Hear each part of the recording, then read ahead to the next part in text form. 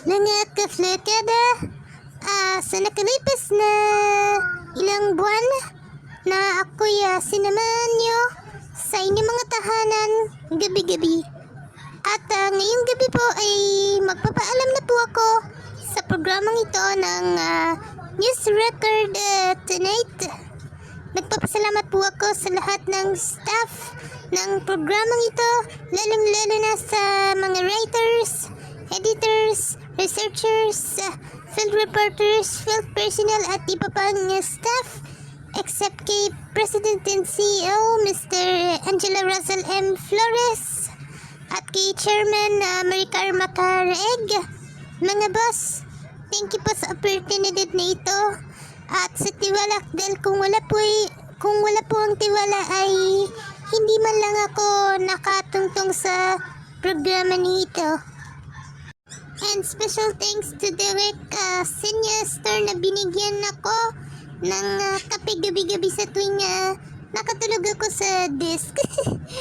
Including sa aking kasamahan na sina Charlie at Tatiana. Guys, thank you so much. Kaya mula po sa aking puso, maraming salamat po sa inyo, ka-flokada.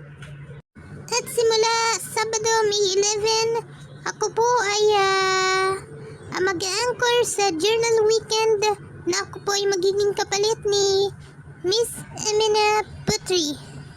And for my one last time, ako po ang inyong naging kasangga ng News Record Tonight, Gabby Foxworthy, now signing off.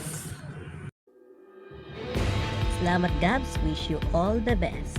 At mga ka-flokada, simula sa unang bugso ng Mayo, magbabagong bihis na ang News Record at syempre, magdagdagan tayo ng isa pang edisyon at yun ay ang News Record Express kasama ang bago nating ka-flokada na si Derek Ambrosio Soto.